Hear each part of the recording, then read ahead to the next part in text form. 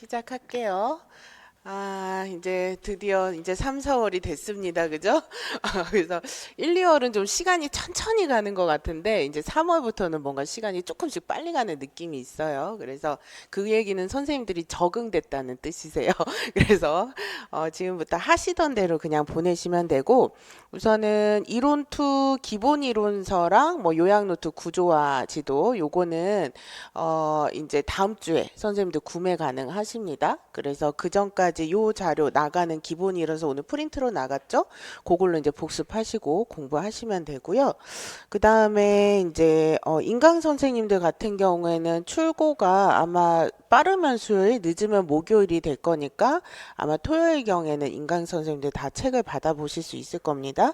그리고 나가는 자료에서 전년도 교재로 계속 사용하시는 선생님들 같은 경우에는 추가된 이론이랑 이제 구조화지도 요번에 삽입 때는 이제 페이지가 2개 정도 추가가 됐어요. 그런 것들 확인하셔서 이제 선생님들 뭐 구매를 하실 분들은 구매를 하시고 기존 거를 쓰실 분들은 기존 거를 쓰시면 됩니다. 이제 그렇게 보시면 되고 이론 1 이론 강의에 해당하는 것이 1회차 보충 강의가 좀 더 남아 있는데 그게 다음 주 화요일 날 진행이 될 거다. 그래서 그거 진행이 되면은 직강 선생님들한테는 좀 긴 시간 동안에 그거 이제 강의 수강하실 수 있게 할 테니까 천천히 요것도 이제 복습을 하시면 됩니다.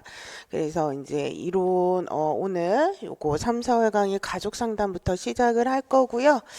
자, 그래서 이제 3, 4월은 공부하기 좋은 계절이에요. 그리고 이제 좀 마음 행복하게 먹기에도 좋은 계절이죠. 그죠? 그래서 벚꽃놀이도 다니시고 진달래도 보시고 그러시면서 공부를 하세요. 그죠? 요때 좀 행복하게 보내셔야지 7, 8월에부터 시작이 되는 암울한 시기를 견뎌내실 수가 있거든요. 그래서 요때는 좀 잘 즐기셨으면 좋겠습니다. 그리고 3월 17일부터 기출 해설 강의가 진행이 됩니다. 직강 선생님들은 나중에 기출 해설 강의를 7, 8월쯤에 인강으로 전체로 제공을 해드려요. 그래서 이론 강의랑 같이 수강하기 힘드신 선생님들은 그때 문총이랑 같이 공부하셔도 괜찮습니다. 그런데 이제 요거를 이론 1을 정리하고 기출로 다시 한번 이론 2를 정리하고 싶다. 그 시스템으로 가고 싶다 하시는 분들은 직강으로 나오시면 돼요. 그렇게 진행이 될 거다라고 보시면 될 것 같고 자, 그래서 우선은 요거 자료 기본 이론서를 이제 딱 보시면 이제 우리가 첫 페이지 가족 상담 목차 나와 있죠. 그죠? 가족 상담은 웬만하면 다 중요해요. 그런데 24학년도에 문제가 한 2문제 정도 나왔다. 주로 기법 문제로 출제가 돼서 나의 입장, 긍정적 의미 부여, 문제의 외자 맨날 나오는 부분에서 나왔고 자기 분화, 서술하는 거 이런 문제가 나와서 이제 긍정적 의미 부여가 조금 까다롭게 나왔지 나머지는 그냥 기본적인 것들이 나왔어요. 그죠? 그래서 이제 25학년도에 조금 신경 써서 공부해야 될 과목일 수도 있겠다. 이렇게 생각을 하셔야 되고 그래서 여기 보면 상담, 가족 상담의 기본 개념이 나오는데 우리가 기본 개념에서 이제 매년 조금씩 나와요. 뭐 피드백 골이라던가 이중 구석이라던가 그래서 이런 것들 나오는 개념이니까 별표 하나 정도 보시면 되고 정신역동적 가족 상담에선 대상관계 가족 상담이랑 그 다음에 보스조르 매니 내지의 그 맥락적 가족 이론 요것들이 들어가는 파트예요. 중요성은 좀 덜합니다. 그 다음에 보헤네 다세대 가족 상담, 사티어 경험적 가족 상담, 미둔친의 구조적 상담, 전략적 가족 상담, 그 다음에 해결 중심 가족 상담, 이야기 가족 상담은 다 별표 2개다. 그래서 이 이론들은 계속 같은 이론에서 반복적으로 나온다. 그래서 가족 상담은 마치 선생님들이 상담 이론과 실제에 이제 인지치료처럼 나오는 데서 또 나오고 나오는 데서 또 나오고 나오는 데서 또 나온다. 그래서 정말 속속들이 공부해야 되는 이제 과목이다라고 보시면 되고요. 올해 민우친의 구조적 상담에서 좀 어려운 문제 하나 나왔어요. 기법 문제였는데 요것도 우리가 선생님들이 좀 낯선 기법 문제가 나왔는데 그거 나중에 보충 자료로 추가 설명들이 들어가게 될 겁니다. 그리고 전략적 가족 상담도 요즘 들어서 조금 중요해서 예전에는 안 중요한데 기법들 다 아셔야 되고요. 그 다음에 후기 가족 상담 상담의 특징이 요 이론적 배경에 해당하는 거예요. 그래서 뭐 사이버네티스, 사회구성주의 이런 이론들을 선생님들이 공부하시게 될 건데 이런 것들도 예전에 문제로 나왔고 요즘 경향성으로 공부를 잘해둬야 된다. 그래서 보셔야 됩니다. 그 다음에 통합적 모델은 그냥 참고로 보시면 되고 가족 스트레스 관련 이론은 굉장히 유명한 이론인데 안 나와요. 그래서 이런 것들은 한번 봐두셔야 돼요. 힐의 가족 스트레스 이론이라던가. 그래서 별표 하나 정도 보시면 되고 가족 생활 주기는 별표 2개죠. 그죠? 요거는 뭐 언제 나와도 이상하지가 않고 가족 평가의 가계도 요런 거 들어가 있죠. 순환 모델 요런 것들 들어가 있어서 요 역시 가족 이제 별표가 2개 들어간다. 가족 상담의 과정에서는 크게 중요한 부분은 없는데 요즘에 부모 교육 이론이 되게 중요해요. 그래서 부모 교육 이론이 요 파트에 좀 본격적으로 들어가요. 드리커스의 이론, 뭐 예를 들면은 이제 토마스 고든의 이론 이런 것들이 들어가니까 요 파트에 대해서도 공부를 조금 해둬야 된다. 별표 하나 정도다라고 보시면 될 것 같아요. 그래서 가족 상담은 공부를 잘 해두셔야 되고 이론이 조금 어려워요. 어렵기 때문에 선생님들이 기출 문제를 이제 선생님들이 다른 교과목보다 기출 문제를 통해서 공부하면 좋은 교과목이 3개가 있는데 그게 가족 상담, 집단 상담, 진로 상담이다. 그래서 얘네들은 이론 자체가 조금 내가 이론만으로 공부하기에는 모호하거나 잘 와닿지 않는 면이 있기 때문에 이런 이론들은 기출 문제를 잘 공부하는 게 무엇보다 중요하다라고 보시면 돼요. 자, 그래서 여기 보면 가족 상담의 정의와 특징이 있죠. 가족 상담의 가장 핵심적인 특징은 상담 이론과 실제에서 다루는 이론과 뭐가 달라요, 선생님들? 대상이 개인이 아니라 가족 단위다라는 측면이 가장 다르죠. 그죠? 그래서 이제 여기에 보시면은 개인 상담은 개인이 단위예요. 그리고 집단 상담은 우리가 비혈연 관계에 남모르는 사람들이 5명에서 20명 정도 모여서 상담을 하는 것이 집단 상담이죠. 그런데 가족 상담은 혈연 관계에 있는 매일 같이 밥 먹고 사는 가족 단위가 상담의 대상이다. 그래서 얘네들의 상담의 방식은 당연히 어때야 됩니까? 달라질 수밖에 없다. 그래서 개인 상담은 그렇기 때문에 다루는 문제가 그 개인의 뭐예요? 성격을 다룬다라는 거예요. 그래서 그 사람이 어떤 내적인, 정신내적인 갈등을 가지고 있는가? 그 사람이 어떤 정서 문제를 가지고 있는가? 그 사람이 어떤 부적응 문제를 가지고 있는가? 그렇기 때문에 치료 목표는 그 사람이 성격의 문제로 증상이 생겨난다고 보니까 치료 목표는 뭐예요? 성격의 재구조화가 될 수밖에 없고 이것을 통해서 증상이나 행동을 수정시키는 것, 인지를 변화시키는 것이 상담의 목표가 되는 거죠. 그죠? 그래서 이런 것이 개인 상담이고 성격을 변화시키려면 상담의 진행이 대부분 짧아요, 길어요? 길다. 그래서 우리가 이런 어떤 개인 상담은 물론 인지치료에서는 10회기 상담, 뭐 인지치료는 단기 모델이니까 보통 10회기 상담 이런 경우도 많이 하게 되지만 이건 심리교육적 측면이고 인지적인, 의식적인 치료는 짧게 가게 되지만 정신분석같이 무의식적인 것들을 다루는 치료는 최소한 뭐 2, 3년 이런 식으로 치료를 하게 되죠. 그죠? 그런데 가족 상담은 가족 내의 문제를 다루고 특히 가족 내에 뭐를 다루는 거예요? 계속 반복적으로 역기능적인 문제를 일으키는 상호작용을 다루는 것이 가족 상담이다. 그렇기 때문에 여기서 다루는 것은 개인 심리내적인 문제보다 뭐를 다룬다? 가족의 상호작용 패턴을 다룬다. 이렇게 봐야 되는 거죠. 그렇기 때문에 부부가 부모 자녀가 고부간에 어떤 상호작용 패턴이 있는가 그거를 봐야 되고 그 부분에 대한 패턴을 이제 수정함으로써 기능을 향상시키는 것이 가족 상담의 목표다. 그래서 이런 패턴 수준, 가족의 상호작용 패턴이에요. 이거를 이제 치료 대상으로 삼기 때문에 당연히 뭐가 중요해요? 심리 내적인 부분이 아니라 가족 간의 의사소통을 중요하게 다룬다. 그래서 가족 간의 의사소통, 가족 간의 상호작용 패턴 이런 것들을 치료 대상으로 삼게 되고 이런 것들을 하기 때문에 치료자는 보다 그걸 어떻게 조정하면 되느냐 이런 것들을 알려주기 때문에 치료는 상당 기간이 짧게 된다라고 보시면 된다는 거죠. 근데 집단 상담에서는 어떤 거냐면 내가 비혈연 관계 남 모르는 사람들이랑 만나기 때문에 주로 다루는 것이 여기는 개인의 성격 문제, 여기는 가족 간의 문제라면 여기는 사회에서의 대인관계다. 내가 이 사회에서 인간관계를 하는 데 있어서 어떤 문제가 있는가 이거를 다루는 것이 집단 상담이다라고 보시면 되죠. 그죠? 그래서 내가 그 모르는 사람들 사이에서 어떤 사회적 관계에서 역동을 보이느냐 그 얘기는 무슨 얘기냐면 내가 나도 모르게 그 사람들에게 경쟁을 막 일으키는 사람이 있고 나도 모르게 그런 사람들에게 위축이 돼서 소심하게 좀 소위 말하면 호구 역할을 하는 역동을 가지고 있는 사람들이 있죠. 그래서 이런 식으로 내가 어떤 역동을 가지고 여기에서 있게 되는가 그래서 그 부분을 다루는 것이 집단 상담이다라고 보시면 되죠. 그래서 여기서 상담자는 뭔가 그 사람의 성격을 분석하거나 증상을 분석한다기보다는 주로 상호작용을 어떻게 한다? 촉진하는 역할 이런 것들을 주로 하는 사람들이다. 그래서 집단 상담은 단기 상담은 이제 주로 마라톤 집단에 이루어지게 되고 이제 위클리는 보통 장기로 이루어지는 건데 뭐 단기도 있고 장기도 있다 이렇게 얘기를 하게 되죠. 그죠? 그래서 이렇게 큰 틀에서 좀 차이가 있다라고 보시면 되죠. 그래서 가족 상담은 기본적으로 무엇을 다루냐면 가족을 다루는 치료예요. 그래서 정의를 보시면 이제 여기에 나와 있죠.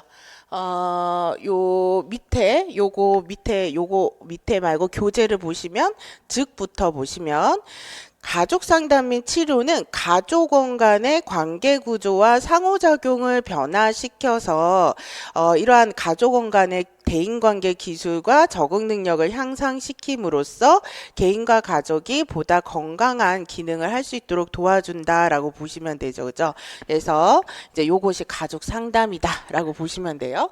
자, 그렇기 때문에 가족 상담을 바라보는 관점은 개인 상담이랑 같다 다르다 다르다라고 보셔야 되는 거죠.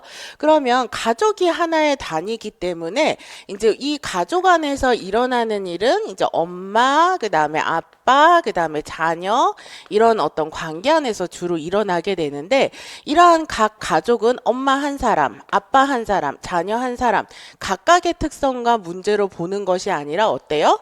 이 사람들이 서로 어떤 상호작용의 관계 패턴과 역동을 일어나는가 이거를 본다고 그랬죠. 그죠?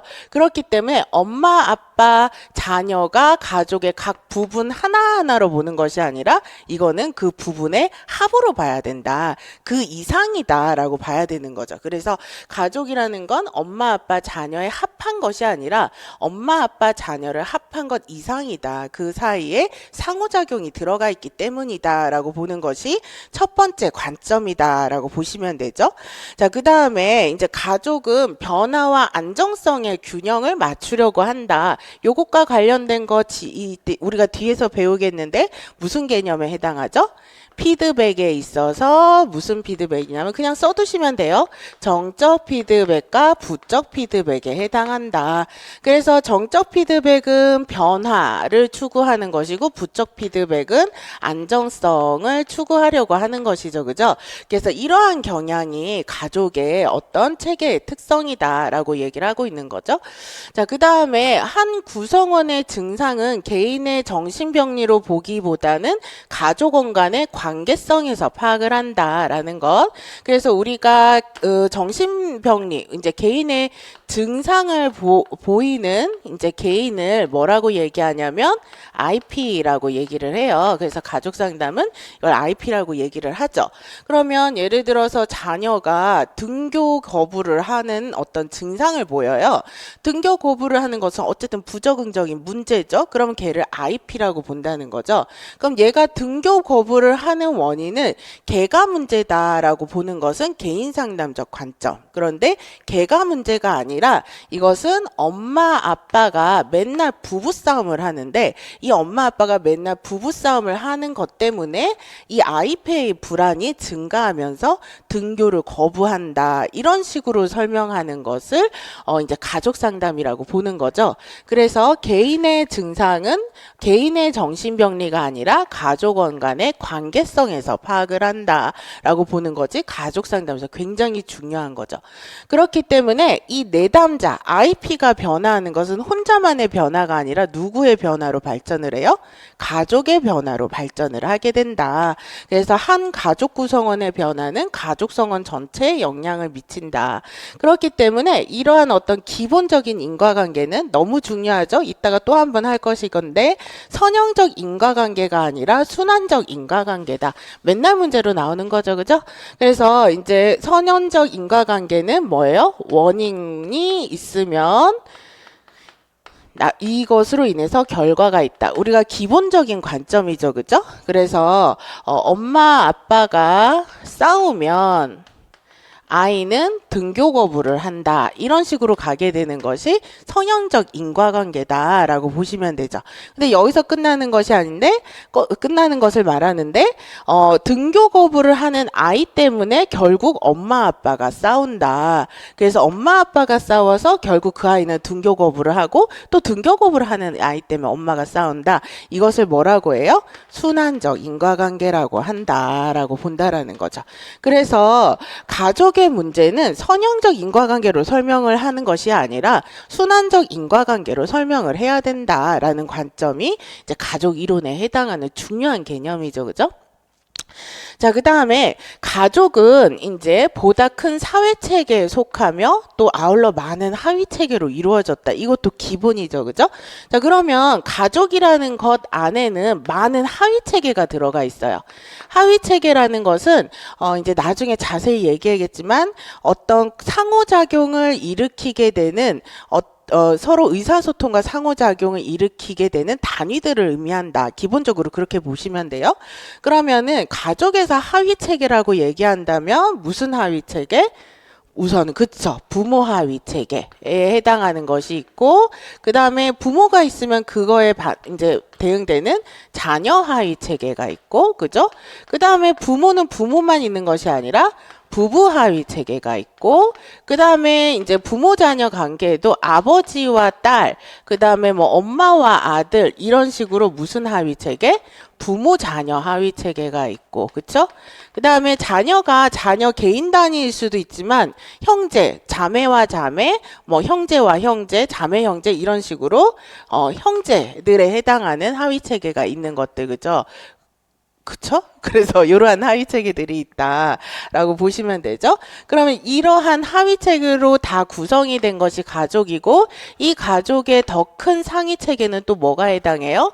지역사회라던가 이 지역사회 쪽에서 어떤 이제 이제 어떤 시민의 역할을 하기도 하고 이제 속해서 학교나 여러 가지 기관에 다니기도 하는 지역사회 하나의 하위 체계로 가족이 존재하고 그 지역사회는 어떤 국가의 상위 체계, 하위 체계이기도 하죠. 그죠? 그래서 가족은 보다 큰 사회 체계에 속하며 많은 하위 체계로 이루어져 있다라고 보시면 되죠. 그 다음에 가족은 규칙에 따라서 움직여요. 그래서 이런 어떤 단어 하나하나가 다 중요합니다. 그래서 가족은 규칙에 따라서 움직이게 되고, 이러한 규칙은 나중에 또 나누어지겠지만, 암시적인 규칙, 명시적인 규칙, 그리고 또 하나는, 이제 하위 규칙, 상위 규칙, 이런 식으로 이제 나누어지게 되죠. 그죠? 그래서 특히 암시적인 규칙과 명시적인 규칙에서 우리는 가족을 이렇게 상호작용 역동을 구성하게 만드는 일련의 규범, 규칙 이런 것들이 있고 거기에 따라서 움직이게 돼요. 그래서 상담에 현재 일어나는 상황에 보통 초점을 맞추게 되죠. 그죠? 그래서 여기에 초점을 맞추게 된다. 이렇게 보시면 되고 요런 어떤 기본 관점과 원리에 대한 문제가 2010학년도에 나왔습니다. 요거 지금 풀어보실게요.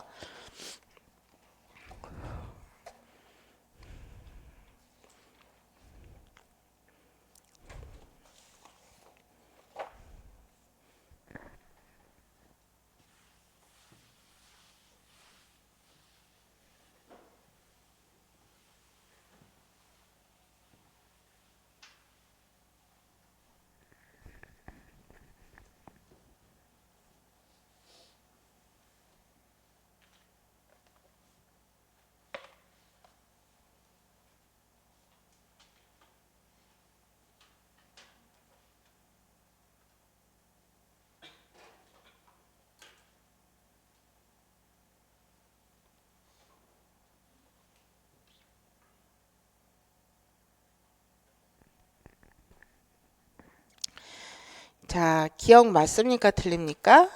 틀렸습니다. 그죠? 특성을 합한 것 이상이다. 그 다음에 니은은 맞습니까? 틀립니까? 맞습니다. 디귿은 맞습니까? 틀립니까? 맞습니다. 리을은 맞습니까? 틀립니까? 맞습니다. 미음은 맞습니까? 틀립니까? 틀립니다. 그렇죠? 그래서 순환적 인과관계가 더 중요하다. 직선적 인과관계랑 선형적 인과관계는 같은 말이에요. 그래서 이제 요거는 같은 말이다라고 보시면 돼요. 그래서 원인과 결과는 직선이죠. 그죠? 그래서 그렇게 보시면 된다. 자, 그러면 12페이지의 가족 상담 역사를 볼게요. 여기는 우리가 막 암기해야 될 것이 있는 것은 아니지만 선생님들이 요 가족 상담의 역사를 전체적으로 맥락을 이해하고 계시면 이 이론 공부를 하시는데 너무 좋아요. 그렇기 때문에 요 맥락에 대해서 알고 계셔야 된다라고 보시면 되죠. 자, 우선은 우리의 세계는 기본적으로 어떤 세계관으로 지배적이었었냐면 옛날에, 그러니까 이제 그 세계 2차 세계대전, 그 이전의 세계의 어떤 기본 관점이라고 보시면 돼요. 그래서 기계론적 관점을 가진 세계였다. 그럼 기계론적 관점을 가진다는 것은 뭐냐면 인간이라는 존재를 하나하나 분석의 단위로 생각하는 것을 얘기해요. 그래서 예를 들면 자동차를 이해하기 위해서는 자동차의 엔진이 뭐야, 자동차의 핸들이 뭐야, 자동차의 페달이 뭐야, 자동차의 뭐 외관이 뭐야, 이런 것들을 하나하나 분석해서 자동차를 이해하려고 했던 세계관을 기계론적 세계관이다라고 보시면 돼요. 그러면 유기체론적 세계관은 뭐냐면 이러한 인간이라는 것은 그렇게 하나하나 분석 단위로 설명될 수 있는 존재가 아니라 그 안에 있는 것들의 모든 상호 관계성을 통해서 이해할 수 있는 것이다. 그런 관점을 가신 것을 유기체론적 세계관이다 라고 보시면 돼요. 그래서 기계론적 세계관은 그렇기 때문에 인간에서 나타나는 어떤 행동에는 반드시 뭐가 있다? 원인이 있다라고 보는 관점을 모더니즘 관점이라고 해요. 그래서 모더니즘 관점은 정답이 있다라고 보는 관점이다라고 보시면 돼요. 그래서 우리가 그 인간이 그렇게 행동을 하는 이유는 정답이 있고 어떤 한 가지 분명한 이유가 있기 때문에 그렇게 행동하는 것이다. 이런 식으로 보는 것이 모더니즘 관점이다라고 보시면 되죠. 그런데 모더니즘 관점에 반대되는 관점, 그 이후의 모더니즘이라는 의미에서 포스트 모더니즘 관점이라는 것이 있죠. 그런데 포스트 모더니즘 관점은 정답이 없다라는 관점이에요. 그래서 가장 중요하게 여기는 것은 다양성, 다원주의라고 얘기하는 관점이죠. 그죠? 그래서 인간에 대해서 어떻게 정답을 우리가 생각할 수가 있어? 정답이라는 것은 없어. 그렇게 보면서 이제 보는 관점이 이제 포스트 모더니즘이다라고 보시면 되죠. 그런데 이제 울트라 모더니즘이라는 것은 어떤 거냐면 이제 그 이후에 더 나아가는 모더니즘이죠. 우리가 이제 어떤 하나의 옛날의 이론과 지금의 이론을 그냥 구별되는 것으로 보는 것이 아니라 이것을 통합적인 관점에서 봐야 된다. 그래서 인간의 개인의 심리 내적인 부분도 봐야 되고 그 다음에 상호관계 역동성도 같이 봐야 되는 거지. 저기 보시면은 개인치료 역사가 들어갔잖아요. 정신분석, 분석심리, 교류분석은 주로 개인의 어떤 내적인 심리적인 것들을 보는 인간의 어떤 분석의 대상으로 보는 관점이죠. 그죠? 그런데 이따가 설명을 하겠지만 가족 치료는 기본적으로 이후에 오게 되는 것은 상호작용 역동성을 중요하는 이론이라는 거죠. 그런데 이것 중 하나가 뭔가가 더 우세하거나 이런 게 아니라 다 통합해서 우리는 내담자가 필요로 한다면 내담자에게 유익하다면 다 통합해서 치료 이론을 만들어야 한다가 울트라 모더니즘이라고 보시면 돼요. 그래서 개인 치료와 가족 치료 모든 것을 합한 내담자에게 도움이 된다면 무엇이든 한다라는 상생의 가족 치료 이론으로 가게 되는 것이 1990년대 관점이라고 하게 되고 이따가 보시면은 그래서 근거 기반 실천이라는 말이 여기에서 나오게 됩니다. 근거 기반 실천은 나중에 설명을 드리겠지만 그냥 한마디로 내담자에게 도움이 되는 경험적인 근거를 바탕으로 치료적인 이론들을 제시한다 이론이다라고 보시면 된다라는 거 그렇게 이해하시면 되고 이따가 뭐 교재 다 있으니까 보시게 될 거예요. 그러면 이제 기계론적 세계관에서 또 하나 나오게 되는 것이 구조주의적인 관점이다라고 보시면 돼요. 그래서 구조주의라는 것은 뭐냐면 인간을 설명할 수 있는 일반적인 규칙이나 구조가 있다라고 보게 되는 관점이라는 거죠. 그러면 인간을 설명할 수 있는 어떤 구조라는 것이 있기 때문에 이 구조를 설명할 수 있는 것은 누구여야만 해요? 전문가여야만 한다라는 거죠. 그래서 이 구조를 설명할 수 있는 사람은 전문가이고, 그래서 전문가가 해석하고 평가하는 것이 내담자를 설명할 수 있는 것이다. 그래서 전문가의 해석과 평가를 중요하게 여기게 돼요. 그런데 이것에 대해서 후기 가족치료 이론은 무슨 결론이다라고 하냐면 빈약한 결론이다, 빈약한 이야기다라고 얘기를 하게 되죠.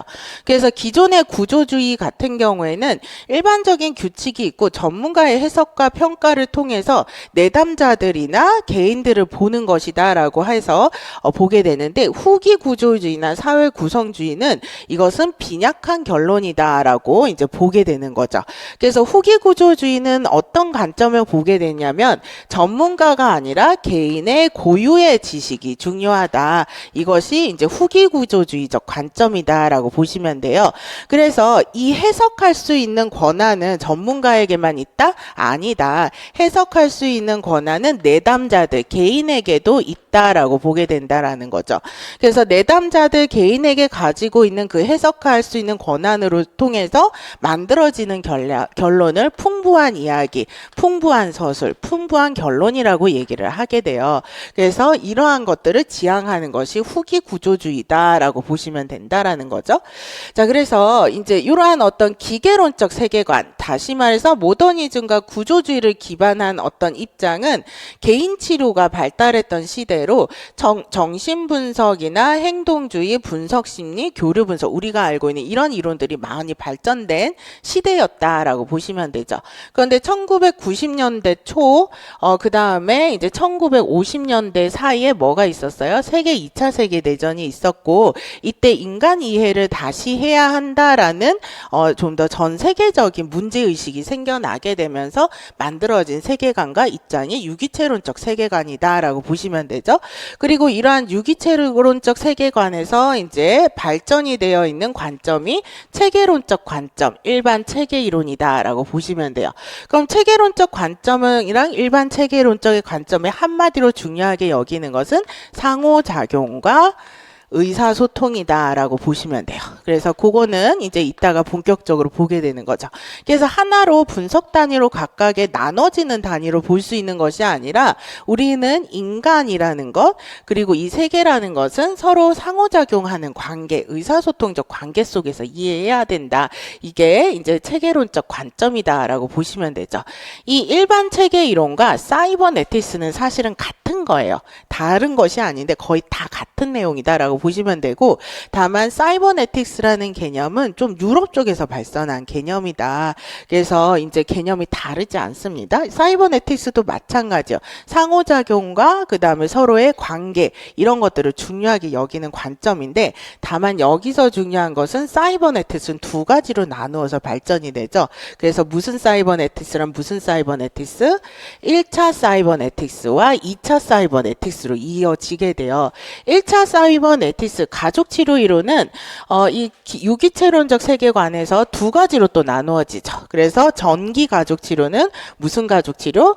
초기 가족치료 이론에 해당하고, 이거는 사이버네틱스 중에서도 1차 사이버네틱스의 영향을 받은 이론들이다라고 보시면 돼요. 그러면 그 이론이 우리가 이제 공부해야 되는 보웬의 다세대 가족치료 이론, 그 다음에 미누친의 구조적 가족치료 이론, 사티어의 거명적 가족치료론, 헤일리와 밀란 모델의 전략적 가족치료 이론이다라고 보시면 되죠. 그죠?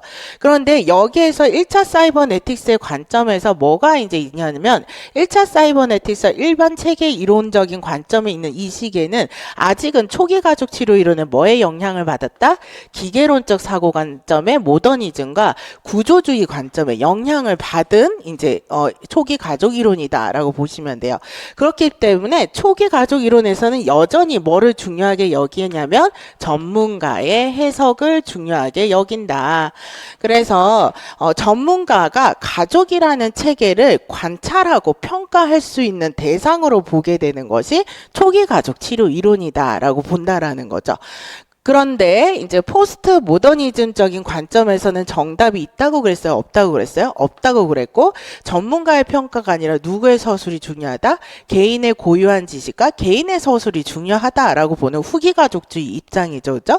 그리고 사회 구성주의는 우리가 이제 구성주의와 그다음에 사회 구성주의 두 가지로 나누어질 수가 있어요. 그래서 이제 이따가 다 나오게 될 건데 구성주의는 뭐냐면 실제라는 것은 외부 세계에 존재하는 것이 아니야. 어디에 존재하는 거야? 개인 내적인 주관적 세계에 의한 것이야. 라고 보는 관점을 해당하는 거. 그래서 주관적 세계를 강조하는 것이 구성주의다. 그래서 실제를 구성하는 것은 개인 내적인 주관적 세계다. 라고 보는 것이 이제 구성주의예요. 사회 구성주의가 아니고 구성주의다라고 보시면 되죠. 그러면 이러한 관점을 가지고 있으니까 당연히 전문가의 입장을 중요하게 여기겠어요? 아니겠어요? 아니라는 거죠. 누가 옳다? 내담자가 옳다라는 입장을 취하게 될 수밖에 없다는 거죠. 인본주의처럼. 그 다음에 후기 구성주의의 사회 구성주의 입장은 뭐냐면 개인의 어떤 실제 세계는 무엇으로 인해서 구성이 되어진다? 사회로 인해서 구성되어진다. 다시 말해서 타인의 존재를 굉장히 중요하게 여기는 것에 해당하는 것이 사회 구성주의다라고 보시면 되죠. 또 하나 실제라는 것은 무엇으로 구성이 되어진다? 언어로 인해서 구성되어진다라고 보게 되어서 이 두 가지를 강조하게 되는 것이 사회 구성주의다라고 보시면 돼요. 그러면 이제 이러한 것으로 인해서 우리는 개인의 주관적인 세계도 중요하지만 우리가 개인이 어떤 자신의 세계에 대해서 이야기를 하게 되면 그 이야기를 어떻게 해줘야 된다? 인정해주는 사회와 타인이 있어야 한다.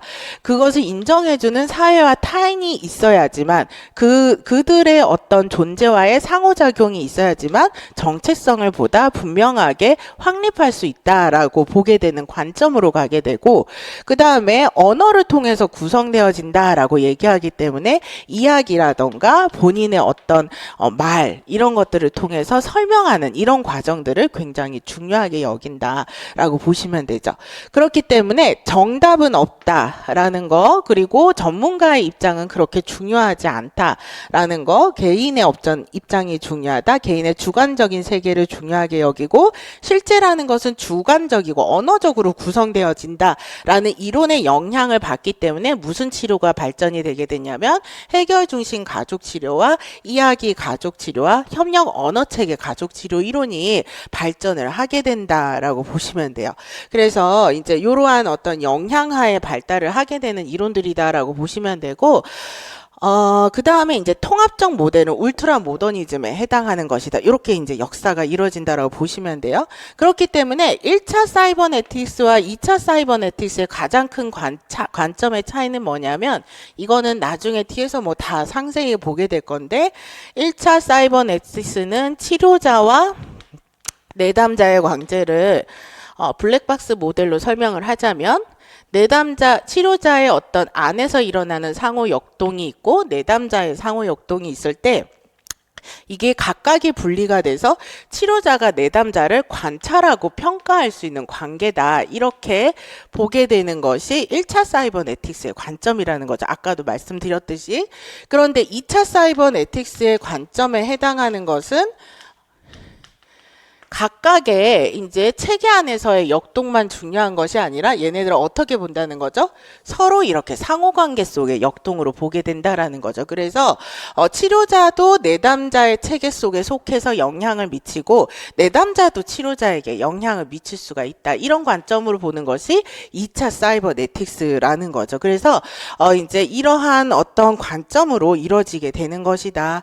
그래서 여기에서 이제 하나 더 추가가 되는 것이 안데르센의 방향팀 모델이다. 이것도 뒤에 다 나올 거예요. 방향팀 모델이라고 보게 되는 건데, 안데르센의 방향팀 모델이라는 것은 반영이라는 것이 서로 바라봐 주는 것을 얘기하잖아요. 치료자가 내담자에게 영향을 미치고 내담자도 치료자에게 영향을 미칠 수 있다. 이런 관점을 취하는 것이 안데르센의 반영팀 모델에 해당하고, 이 안데르센의 반영팀 모델의 영향을 가장 많이 받은 치료 이론이 협력 언어체계 치료 이론이다. 이렇게 보시면 된다라는 거죠.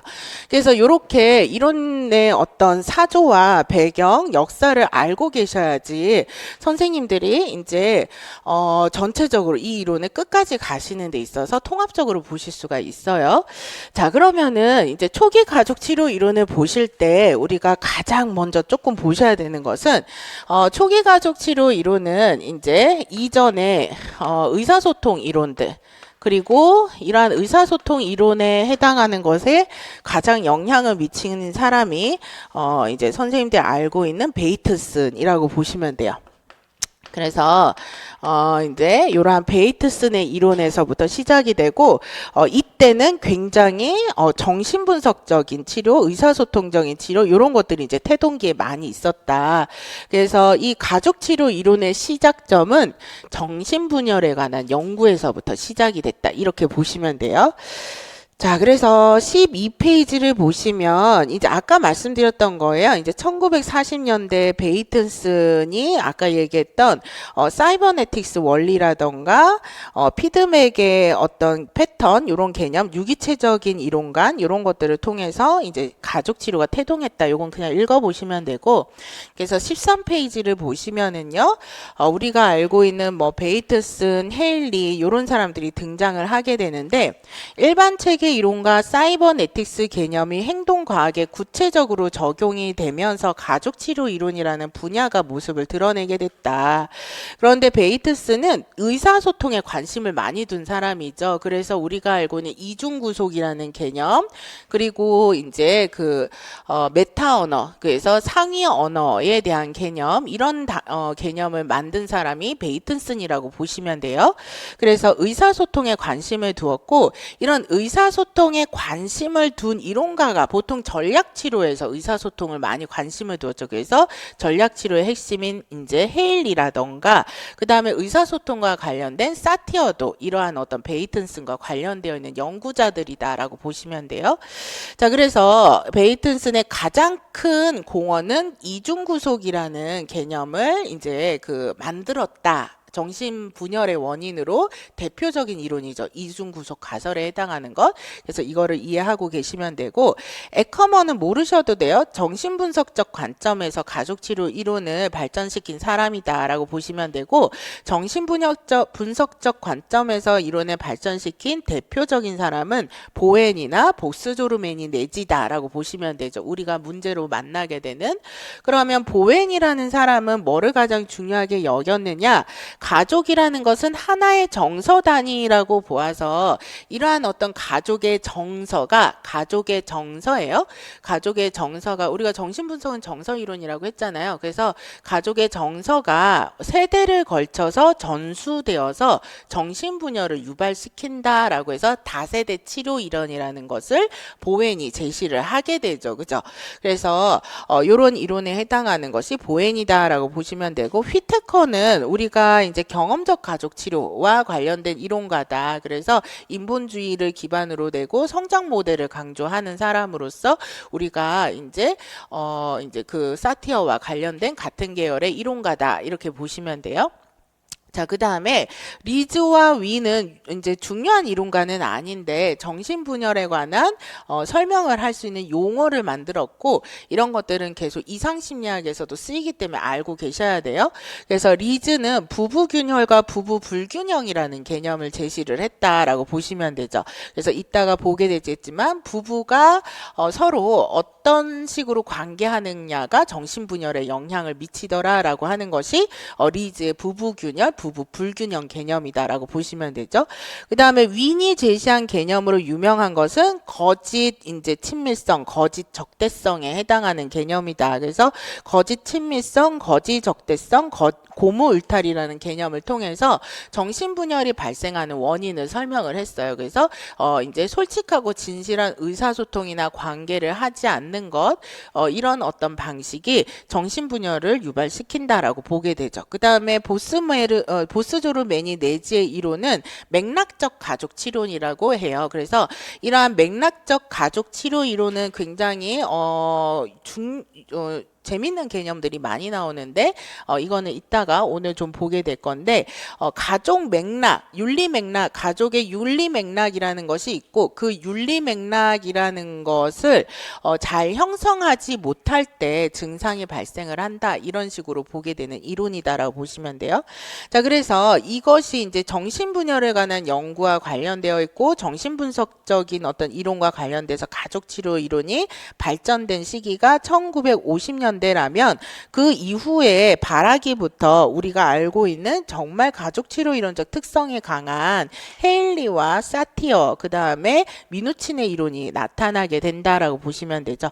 헤일리는 전략치료 이론가의 대표자라고 보시면 되고, 여기에 이제 나와 있는 네 번째 줄을 보시면 이제 잭슨과 에커맨이 중요한 이론은, 요거는 체크를 해두세요. 가족 항상성 개념을 제시했다는 것은 여기에서 중요해요. 그래서 잭슨과 에커맨은 가족 항상성이라는 개념을 제시한 사람으로, 이따가 요거는 설명을 해드릴 겁니다.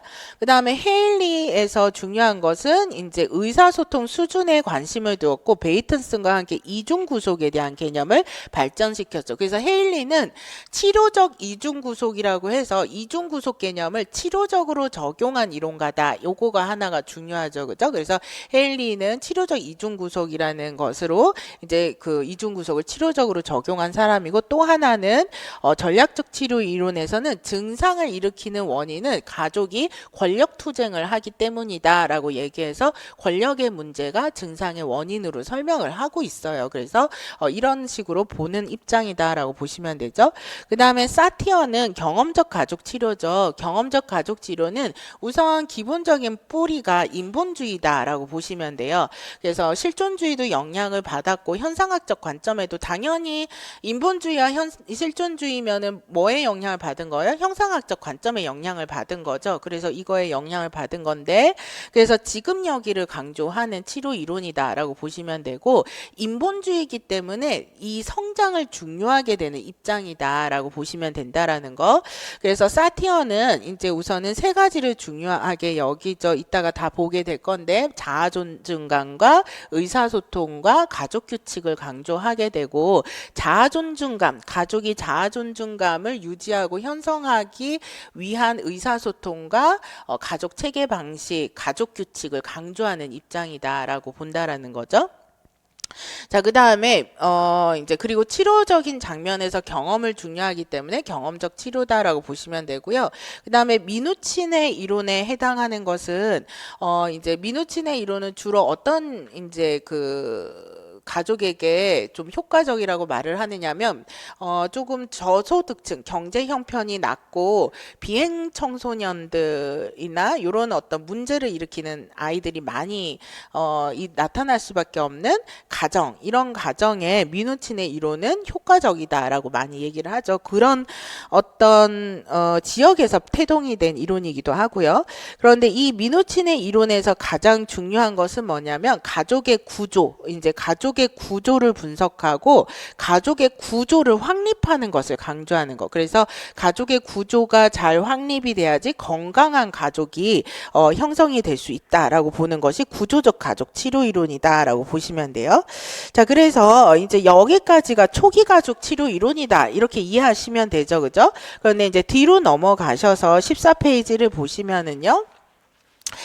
초기 가족 치료의 공통점과 차이점 같은 경우는 읽어보시면 유용해요. 그래서 읽어보시면 되는데 뭐 당연히 아까 설명드렸듯 가족에 대한 평가, 초기 가족 치료들은 이런 것들을 강조하고 있고 그 다음에 이제 뭐 모든 이론의 뭐 핵심이죠. 특정 가족원의 문제는 가족원 모두의 책임이다라는 거 그리고 의사소통 이런 것들을 또 강조하게 되죠.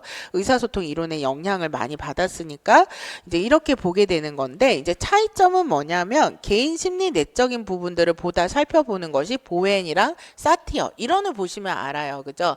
그래서 개인의 어떤 분화 수준이라던가 사티어의 심리 내적 경험 모델 이런 것들이 나중에 나오게 되거든요. 그래서 이런 것들을 강조하는데 보다 관계적인 것을 보는 것이 미누친의 구조적 모델이랑 전략적 모델이다. 이렇게 보시면 되고 현재와 과거를 모두 강조하는 것이 다세대 모델, 맥락적 모델, 이제 보스조르메니 내지의 그리고 사티의 경험적 모델이라면 과거보다 현재에 보다 초점을 두는 것이 구조적 모델, 전략적 모델이다. 이런 것도 이제 참고로 보시면 되죠.